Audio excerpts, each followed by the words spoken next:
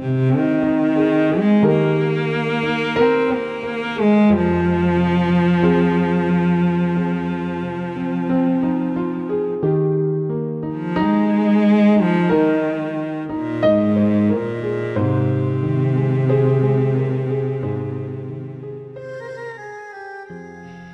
rồi ý trong hơi dư mỏ chua sẽ đờ rồi sẽ bé tàu cho cái là xin trí đồ lời thia trần tại ý ra nên đang chia mò lớn bề hải tìa cú gió tù vào nè tay giật gì chỉ nhẹ cú gió sầu tuần đấy tôi nụ nhớ trâu sát sinh khổ thia ấy bé trâu là xin trí nhớ trần hôm nọ là cô và thấy giờ sẽ hai tia sẽ đờ yến trí kia nó cái nhớ rồi xin tận ở một thời cho chờ trong hơi sẽ đờ nên lần sau cũng năng đã năng đồ thia là chỉ do hai tiền năng đồ thia giờ sẽ ra năng tận nó họ giờ thả tàu tu xe một trong lý trả thia sẽ lấy tụi mình nương tận nó có cụ tàu sọ có lúc năng tu xe hai tiền nhớ trò lúc sẽ hận tờ cụ ta tàu muốn nói nhung do cầu trí là do cầu trâu xong tờ thằng nào của ta tao cần đời nhớ trò không một lâu nhớ trò họ bé lui trò nọ cô muốn chỉ cần tao không ý sao trò không trí sư tao cá bé cờ ta không trí là bây giờ tao tôi muốn cờ nhớ trò không dồn gì nhớ trò lại lui trò bé cô tôi muốn cần đời nhớ trò ý lui trò ôi giờ chỉ để chỉ trên đợt bé lui trò bé nia nón tụ cờ tao tôi muốn thằng trả lì ý sớm mong lấy do hai tiền ý sớm mong tự kiện tao chỉ mà tôi muốn sao trâu lúc chỉ cần đàn đờ thằng nó chị nhớ trâu sốt sốt ta kỳ bé sơn gió làm ba trẻ nó ta nhìn đi xuống bỏ kế cái sư chỉ sẽ đợi cô trâu xuyên trò tôi muốn sao ta chỉ cần đờ chỉ cô ta tỏ sao chỉ cần đờ thia thằng lần đợi cái sư chỉ sẽ đợi cô xí dầu là một trẻ trâu xuyên trò là một sao trẻ cô thằng trả lì chọn tôi cho tên đờ thia nhớ đầu sụt sụt nô bây giờ chỉ tỏ ở đứa đầu tôi một cần đã lên nó ta li nhớ đầu lúc xong tờ ở giờ lúc xong của ta tờ cờ nhớ đầu không một lâu nhớ đầu họ bé lúc giờ nó cũng một bé chờ đã lâu rồi bé nhau một cái cho thia thì khi bé chờ đã lâu tờ là cô nhớ đầu sát rồi sát tiền là họ bé chị cô nhớ đầu sát rồi sát tiền nó chẳng tới bây giờ mới thôi đã lâu cứ tì nếu có mỗi tuần xài thia tuần xài nó luôn bị hồ cam bao ta tỏ mất nói nhau thằng trẻ li cột bé là do cột lâu xong đó xong nó nếu cô ta tỏ cần đời ta nhớ trò không chi thia chỉ nếu sợ bí tao một cần đời nhớ trò không trào là chỉ do thì không mò nâng trò lúc chỉ cần đời của ní xong một cần đời thia nhớ trò thơ nấu ở tôi một cần tàu ok ở tàu ship bỏ nhớ trò thầu tá su ở bé cần tàu tá su là muốn nó su ok ở nhà của sai nửa phong trình chia của thia tới gì nửa của họ sẽ ra mua thia của thia lại xa tới dự tiệc tới rồi ra nửa nhà của là tới gì của sai nửa của dây đơn xài giống còn gì luôn chị của lò của những nhà nhà nương lời thia của thế lý xa tiệt chị của không thầu tư trò cô mà lấy sự muốn cho người thảo xí xế nơi bỏ cả tha cô thầu lực hành đời lò bé cô giờ nên nó một cần đời đùa tao mò tao ca của thế lý tao muốn cho người nhỏ thà béo xí tiền nơi chế thầu nó của tốt sao là lời chế ở nhà nơi gì của chị nhỏ lợ nửa gì cô mổ hai lửa trâu kế đây là cho nơi nè lời nhau thế nơi cho nó mua lời nhau xứ cô chẳng cho nơi nè tới khi nơi nè chơi cô giá nè chơi là thế xứ cô một do là cô hù của một hậu chế thế cô thấy lên muốn cho nơi nhau thật tha bên để lòng cô mà cho cá là chơi là số dễ lên tới lò chơi cô giờ nha mong muốn cho nơi nhau thật bề quá xí nhớ trò sụt sụt nô bây giờ tôi một cần tờ chỉ bỏ ta li sụt dễ lên tờ lò ở thế li tao là bí ở giờ kia xí lô thế số nô số mỏ lo số tôi một là sụt sụt nô của dân ba số một anh tê một nhớ trò tiệt kệ tỏ cam bao to ở mà lấy tao kệ ok tôi một cần tờ sẽ lấy thòng tờ lò ở ok tôi một cần tờ ở trong tu kiến đó những chuyện cho cá nó đây thao kể ít lệ sư từ giờ chỉ cần đó thầu lên đó lò ở những suy tỏ mà thao kể kể cho cá là một chế ít lệ do sư từ cho cá là sao chế đùa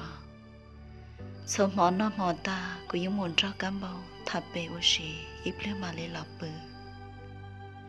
thao lấy khăn đó lò sư ra choวันเสาร์วันอาทิตย์ว่าชิกันได้ละอย่าไปโมเลโมเตอวเราไปยังชียาวต้องโมชีเปาชาอเลอเตโมอิมอนดากูจะกัดตัวมุนรักกันบ่ยอดตัวแต่ถ้าเป็นซาอิตามองเก่าปัจจัยเขาก็ข้อขัดจงกันบ่ที่ลิเชจงโมขี้ขัดจงน่าอดใจยากกันบ่สีในโมหะหรือเกได้หรอnếu là sao nếu là bảo ở lên nhỏ lên tờ chỉ cam bao gì giờ chỉ chế cam bao hãy tiểu chạy rồi nhỏ liu luôn chỉ xe li cứ thế là hãy cho cam bao tiền li thia có gì lo chế có một chế lo cam bao hãy cho cụ tiền vậy ta khi cụ nẹp bé rồi cho một làm ple sẽ có bộ không một bộ bé sao làm ple cứ thế tới cam bao tiền một tàu cá ta kỳ cho mà lấy to cô giờ đó khá là chế là bơ là nhớ trở thấy kỳ đờ bé sớm ba tao muốn cho cam bao là ô tê tao muốn làm lê non đợi bé ở bé lên ô tê thia ta chỉ cú say ô chả cam bao xì phăng tan trên chia cú nhớ trở non đờ bé giờ quá tê nấu tròn đâu bé cho khá là chế là nó mò ta cho cuộc sống ba cho cái tôi muốn cho cam bao thập bé ô xì đùa thế sự của tôi mòn tờ của tôi ra cam bao nhỏ chế cam bao xì bây giờ bé tuổi đã lâu tờ giờ lần cho của thả đã lâu giờ là hai cho của tia mê tô của hai linh nào đâu có nè thia có gì bé chỉ chẳng lì cô yêu chỉ bảo trong nếu tôi mình nhỏ chỉ thả nó trả lời nó nên chỉ sợ chỉ thả chỉ sợ uống câu uống trâu chỉ yêu trâu cái nẹp bên một cái chỉ tu xia có cho cá mù chế có sát tu lại nữa mà đã lâu giờ là hai liên trâu cũ tới khi họ trắng tia vì do bên lối gì nâng sợ sợ nhẹ xưa giờ đó là cô chỉ bảo trong cô thả lời tuần xài thia lời chỉ nhẹ của mỗi lời tu phòng lời thế là chỉ bảo cam bao xí thả chỉ bảo trong cả xí thả li bây giờ đã lâu giờ là hai liên trâu của chị cô sợ chỉ bảo cá yêu ở li chả li cô thiên li cho cá là chế là cô cho cá là sao chế cô cũng nhớ sẽ theo một cái sản đâu cả cô sai thì và chả cam bao từ xí nhẹ thia xí lâu là yêu chả cam bao gì hai liên đầu thia để cô yêu lý cha thâu lý mòn ta lò xong mò trốn tu nó mò ta cô yên chân xa đã khá một sai cam bao đùa là cam bao gì hai liên đầu cho cô chỉ cô ở cho cô chỉ một chỗ cả yêu một sai cam bao đùa là tập lâu chỉ mò tỏ ca cam bao thế là hồ sơ tông to cho cô cam bao hai cho cô tiền chả tỏ bên nô nó chỉ bỏ cái tôi sai của lê lờ na chỉ có chỉ hai lên đời có tu sửa lo cam bao giờ hai lên nó cho cô thứ hai cam bao tiền có gì thứ hai lên đời cho cô chơi cô rất xa một tôi là ai cô tôi là cho có gì cho cả hai đùa là chỉ do tiền họ chơi có thiệt tại khi nó chơi sẽ có bao lúa của thiệt xứ do có lúa của chơi có ưu sĩ dọa xưa chẳng thôi cho lo chỉ tao giữ hàng nó ấy giờ thâu khăn nó mù ấy giờ cũng phân tua thả co giờ trả anh chỉ là họ chỉ ưu thia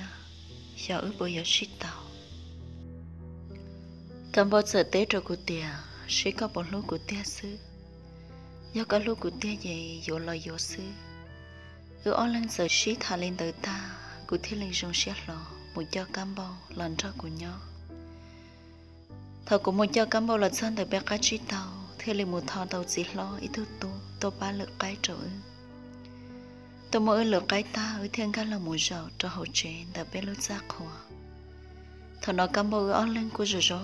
xí hai tiểu xí tàu là chỉ lo từ tu thế là một sọt tông hôm một trâu đá lâu khi trâu đá lâu bao hai tia đã lâu nó bé tụ cứ năng tôi cho tàu cái tụi mình xài cam bao là vô lợ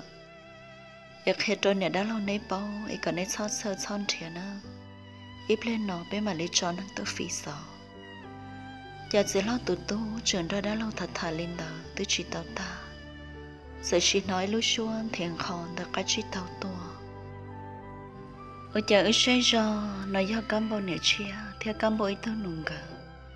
giờ giờ tôi chọn cam bao trọ cá chỉ bố cam bao vô cổ lì thằng nó cam bao nè chia tên là chắc hà lò chẳng có cam bao chăm ba trút thấy sư cụ theo lý thật thọ hay tiệt còn thằng cái sai cho cam bao trọ cá cụ tôi cho là lợi cụ vô vô cam bao tôi xí lâu là thằng cái lợi chơi xí vô thia cụ tôi trở cam bao chỉ cho cam bao lì thần đã cụ tụ ban nẻo ya cam bao chế trộn ta chỉ bao lì trà nẻo chế một cam bao tru hàng cho cá chỉ bao nhỏ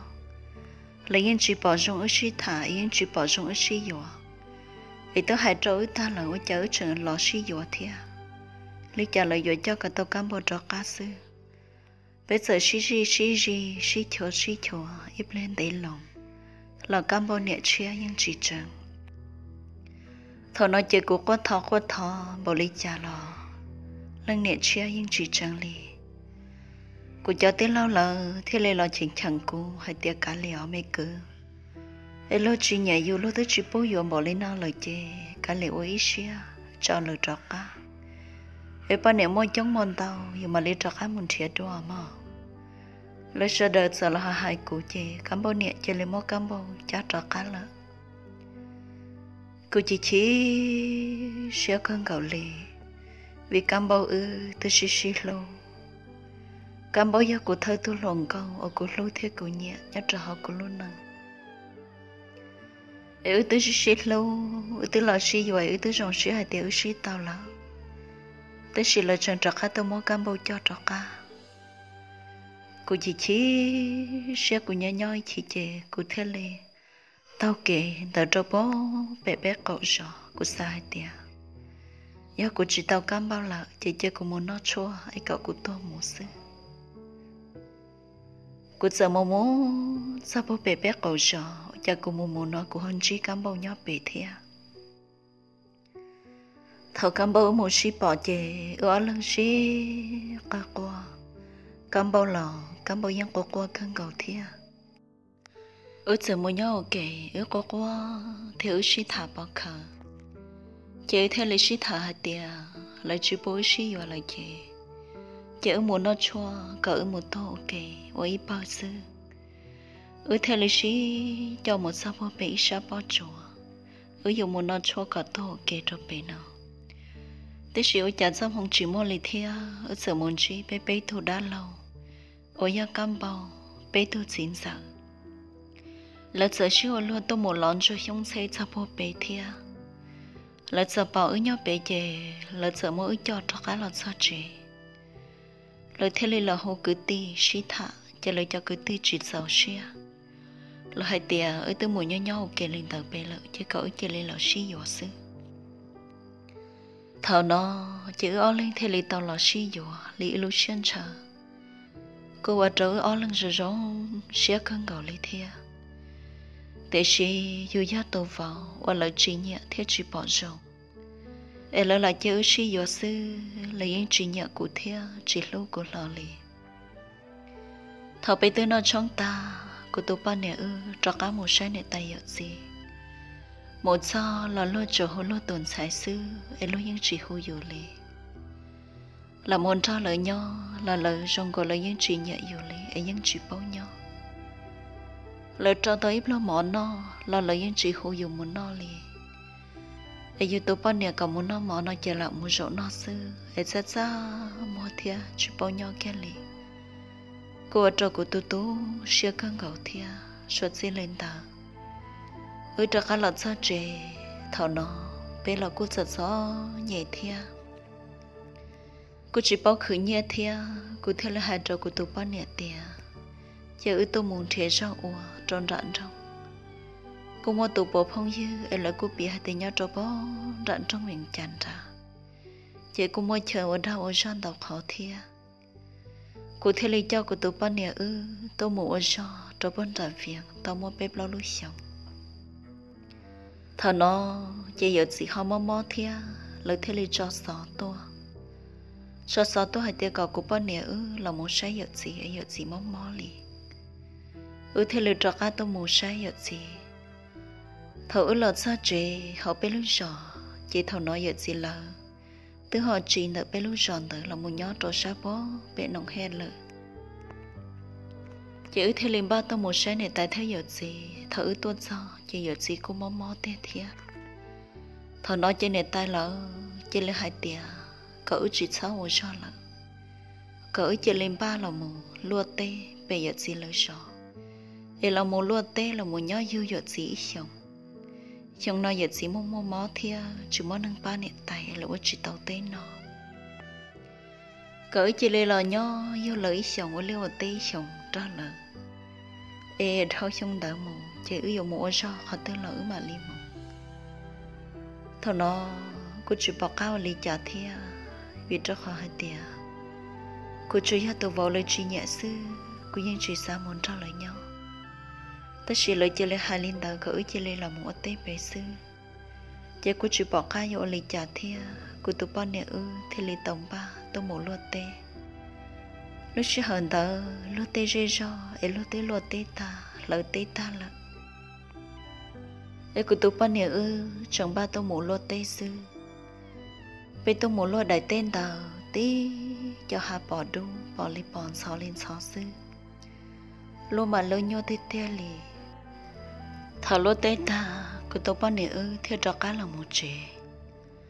là nhỏ bên hôn trả nó sao lối chơi lỡ tê cho nên tại sợ một lỡ tê ta ở chờ đợi tên đỡ là cô chỉ cô rong lì thia nên tại hôm sau tông tôi chỉ nên tại sợ chị chế cơ hai tiền lô tê lôi lì trả để tê lỡ nhưng chỉ cô lì có chỉ lên ba trò cá một thể tê cô tôi ban nè thế lên ba trò cá tôi một thể tê tôi một sao chỉ tê nhưng chỉ cô rong lấy sợ tôi thể thế tỏ bên nông còn chẳng theo chị dù nhưng chỉ chốt sơ thể tê theo vì cho khó bé ít sự ôn lia sư chị dù nhưng chỉ chốt sơ ôn tê chị sợ tôi thể thế tê ở bên nông thì ta sao lối chơi chom lê nôn đợi bé tôi mù chom lê chị sợ cho tàu mua bé cho tờ lân so tôi muốn cho bé ủa nhưng cháu cơn cầu thiệt bé tôi một son vô đại tê tôi một bí chom lê sư nè tay chê khờ khâu thế chuyện chia cá tê lúa tê hai tiền lúa tê cho lúa li trà lúa li ô xí sư tê tê yên chỉ xử lúa tê tê tê vì giờ nè tay chỉ không tôi một ủa cho chỗ ủa sư thế rong lên đạo sư thế rong lên nó sư cho bỏ tàu nó giờ chị chế như đỡ đọ trấu trò nó rồi chẳng chống thia của trò của rất xa mua cơ thia của cô chỉ cơn cầu lên nôn đỡ bé chăm lấy nó tròn tô lọt ra trẻ của chị chỉ xe thì của thế lực kia lọt trẻ đó bó ra của nè bé giò nó là cô lọt tôi ít thịt lọt cá chứ cô tụi bó nè mà lên lọt cá lọt sao tới lọt sao cho lối chơi ở trong làm play lối chơi tới chị to cho sống chọn cho sống khăn tôi lần đầu cơ li theo trò cá tôi làm play tôi làm play chị thầu nó nè tài theo của bó nè là sợ mua vô tàu sẽ cho ít chọn cho sống khăn lần đầu cơ có cô thâu một lần trả chị tên nha là để bé tròn ra chị tên nhà là thiêm lon tờ chị cô cho ý nhóc họ chỉ để bé chơi thiêm nhóc tròn ra sợ mỗi lúc tan là ô lúc tan lan tờ nhóc kia tròn đợi chị tê chị chỉ hai mong nhà là thiêm mong lo sợ đợi những tôi muốn gì kia khử cho chống cơ mua khổng nó khổng hậu tê chị cho một mua tròn đợi chị cô cho hỏi tiền tao tao mua cơ lý thiêm chị nè ta lời thiêm li có của thôn cho tôi một mua thế thì nè ta những chỉ cả của tụi bạn nè ở tôi mua kì nè ta yon cho của tôi mua sư của hai trâu nè ta tia cha của bao nhiêu mà lý tô một xứ là tàu nếu ta hai tia cám bao chim mua cám bao dội nhau ở chạy đâu có gì lớn nó thì cũng rất có một xứ nếu ta nhận ra của tôi muốn tới chỉ tôi muốn tới bên tàu cho bó đã chết tê mà tôi muốn dần dò hẳn lì cậu áo mông thì ý mông ý tao mò xứ chỉ biết tương ba sự kết tôi mông ý cho nếu ta sao nếu ta lý cha nếu ta phải nhận ra của tôi muốn ở ó lên tôi muốn kể nó tới tao mò xứ chỉ có những chuyện xa tôi lì của xa gạo của tôi bao nhận ra của tôi xứ là nếu ta những chuyện khăn lì khó chẳng tia ấy lúc tới chuyện chẳng nhiều xia nếu ta chạy chạy cho tôi muốn mua chè nếu ta chỉ tôi chè ơi cho tôi muốn mua tàu ấy họ nó cầm lại lợi thia họ muốn nói họ lợi chỉ họ tàu chưa lợi cô thế lý thâu nếu ta thế lý tôi muốn mua cho mỗi chỗ ở trọ tôi muốn đồ dần gió liệt cô có mong tờ ý mong tờ sư ở dân trọ tôi muốn lợi để tôi muốn mua cho thống muốn cho ta chỉ tới do gì mong cho mong sơn giòn tờ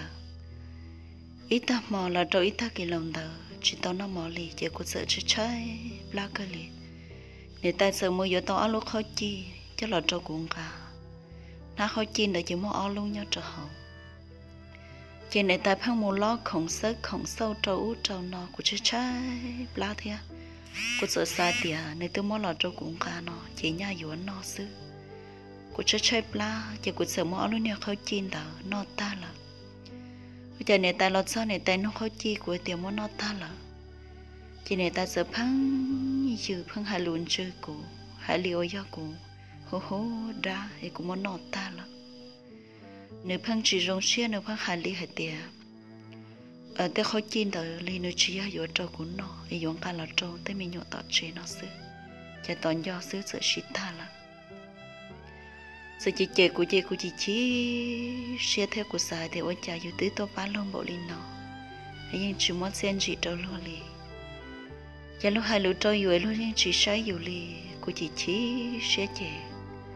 là chọn đó là sao chị của theo hai trâu của tụi bao nhiêu tiền lựa chọn yêu mồm hôn cho yêu con trâu của mù nó chỉ mà mù yêu có chuyện trâu của mù chị sao yêu cho là cha chỉ muốn lần tư thâu mù của chị thâu là cô thấy là hai nọ trâu của tụi bọn nè cho hai trâu của tia cả lệ ocean đấy họ còn tới là trâu tao cá nọ xong tao bây giờ mới bây giờ lấy tụi ta thâu là sao chị xong tao bây cô cho tao chậm lên trà thia món tàu ta tàu nâng gọc na nè ta giờ mới chậm lên trà tao cho là mua ta trò là tao bé lan nha họ bây chậm lên đâu chỉ cô tao do trâu chỗ na gầu thia quân tàu cơ thia tất chỉ nè tài lời dân chỉ phải ý kỳ như trâu ư lì họ mò lò dân chỉ phải ý na trâu ư cho lò no để xong tới chỉ lên muốn cho nè tài lời quá tay xong chữ chỉ lên cho cá lò nho để mò là chỉ muốn no họ như là chỉ muốn xí sư cô giật gió nhảy khơi chỉ của cô nhô xia của thế là hạt trâu của tụi bao nè tiền nhớ phải chuyện nó là giật nhảy li chỉ chữ cho cá muốn thiệt cho ô tô cụ thể là tít to tôi khó chờ ở nhà tuần ra sủa tôi rõ sủa lì chơi rồi bó đã chỉ cho ó nó xin lên đó là cụ thể là cho cái tụi bọn nhớ ra cái tôi sủa rõ chơi bây giờ tôi nhớ ở tây khu nè gì tôi nhớ thì tôi rõ là chân xong tôi chỉ ở nhà của tôi nhớ kia sư chịu cho nè tài lờ nhưng nên không sợ tung tôi cho của tụi bọn nè chờ lỡ nên không mua ước chè nên không mua cụ trẻ thia lỡ sợ chờ lấy phăng cho của tụi bọn nè vậy của những chị bảo ở đây sao lỡ hai đã chỉ đầu của tụi bọn nè li nữa thật sao tông trẻ nên những chị bố của nó lấy lỡ sư sợ dễ lên đầu lò của tụi bọn nè sợ chờ lấy biết cho sợ cho của rủ nơi chờ lấy chỉ lú của lấy lỡ thế nơi chờ lấy chỉ sáng ra của nhớ rõ cho để tới rồi sẽ cho cô luôn nâng giật nhẹ chứ nữa là cho cô ấy luôn nâng ôn ra trên trên nơi thế li pha xia thế li lòng xia muốn nâng nẹt tài là tê lù hông gì là đó là khẩn đó lò thia nơi sợi chỉ sáng đó của nhau trên nơi sợi chỉ li kia lò chỉ là thầu của tôi bao nhiêu kia lò chỉ là cái số của chị do cô ôn ra là thia vì cho họ bên nhau rõ chơi lên đời cho họ lại cũng tận tao cũng khử cơ thia ấy dù ít khuôn nét gì là cho họ lạiยังchẳng có dù qua ít nu cô tụi bạn nè lo lại cho cô sư giờ là cô chỉ vô cô là tới khi cô sai thì cái lẽ là nhóc phải chế nó là cô sợ nhẹ thia em chỉ sáng ra của nhóc là chân là nhóc tới giờ phải chế nó cho cô mà lấy muốn chế sao cô thấy lấy muốn ra là ô sao cái chế chặt lo đại viện chăn ra cô sợ là một sao tàu bé lướt liền cô mà là khá là chế cô cho cái là sao chế nhóc cho bé lướt chế nó chỉ ư tư nhân chạy chế là với tư nhân ở tới lúc mình nhỏ chế nhóc đại của nè thia cô chỉ là các bạn chỉ tao là sư bây giờ cô là sao chế em cô tụi bạn nè chế từ mỗi lúc chế thua ta từ sòn trà khi một chỗ nè tay ở gì là bất hợp tư cô là sao chế giờ giờ tôi chỉ bảo lúc chế đủ lúc sư cô mà lấy lon nó của nè theo của gì là giờ của nè theo của gì là tiệt nhà từ sòn trà khi một chỗ nè tay là bây từ mỗi vài chế thua ta là bây hai là bây từ hai chỉ tàu nhà một nhà là cô là sẽ lúc qua chếวันจะกูตู้เสียกันเก่าวิญญากูตัวป้าเนี่ยยังชี้แล้วชี้เนี่ยเท่าหล่อชี้อยู่ไอ้เจ้าว่าไอ้ลูกนั่งจัดสรรเนี่ยสิหล่อกูยังลุ้นนึกกันเก่าไอ้กูสาจิตใจเดียในอยู่อันเตาลีน่าจกูตู้เสียกันเก่าเจ้าก็หล่อลูกกูมาหล่อกูยังคนหล่อจ้าซื้อว่าจะอยากสิหล่อตื้อสาสอตัวlời sát sát to hạt trâu của hạt tiệt sẽ của bao giờ của tụi bạn nè là do của vợ nó chơi còn một thả hay do của chị vợ nó chơi tu lụt cho là hay là do mất của một trâu tận thế là thật là hai lần nào trâu của chơi của cô mất xa của cô tụi sẽ khăng cầu ấy của xa hai tí xí nẹt gì ấy câu ôn tàu lần nào trâu của em sẽ ở lại luôn bề hay để chẳng nhà nét gì lần sẽ có từ mốc của ta học gì chút rồi học em sẽ có muốn sẽ có từ nên nó muốn mua rồi tôi chia lại cô tôi sẽ cần cầu thiết chỉ của thứ hai trâu giật gì hay tiệt cả lẹ rồi lên nó lại chia của nhỏ của ít lần lên nó lại xứ chỉ của thiết lý tôi lụt rồi là của thiết là nhỏ ít lần lên tờ cụ thể là lần cho cụ nẹt thia cụ chỉ lời nhớ đồ là sư tới lì tỏ cá sư trên họ mong hai tia cụ tụi bọn nẹt tới mua giọt gì đồ là cụ ở trong cụ chừng mò xe theo cụ chừng tu xe căng gạo tới chỉ cụ sát cho hai tia nơi tới chỉ lố cụ là nơi tới vào tàu lên nó cho cụ chỉ cụ tu xe thia cụ theo lì oi xe hai tia cụ lại nhớ lên nào để cụ lúc năng giật nhẹ chỉ cô lại nhớ lên nào mù, ấy nấu tư của họ muốn gì đâu, ở đâu họ giàu xía, lần ra của ấy luôn giật nhẹ,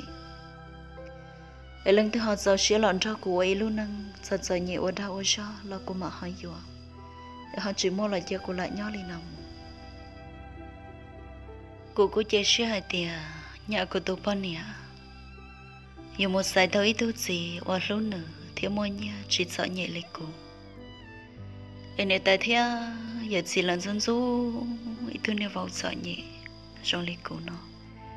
chỉ nhớ là yếu sai tới ít thứ vào trong trả lời tương sai là cô lại nhớ khởi sẽ khởi lên ta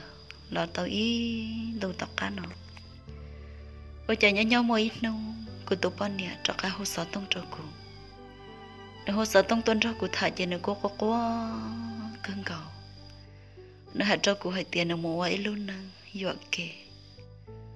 em nói chỉ mất ra mong em nói mua dọa tôi thứ gì họ hậu dân hậu chua em tới chiều ăn ăn rồng em nên không muốn nương tàu nên không muốn nương trị sư em nói là mua ấy luôn ăn tròn đôn đi sư em nói chuyện gió của cơ lì gió sợ lúc mình năng gió ta lọ em cũng nhớ lý cha là sư em cũng bớt trần lâu nữa do cô chẳng lâu nữa nó chỉ nó giọt khá là cho cô nhớ rồi cứ khá là quay luôn nè em nếu mà lấy lòng xe nếu mà lấy chỉ cho lấy giá ta lò nếu mà lấy lò lúc của lợi sư nếu con ra của thà nó có hành đầu tràn đâu ya cô nhân chẳng lâu co theo cô chừng do có khá vì có nhà ta tha tôi lòng câu của nhà theo cô lâu ý cô vô lậu của tụi con nè sát sao thấu ư chừng xí lâu ý cô chừng do có chán đơn đi là cô xa là xa trâu khó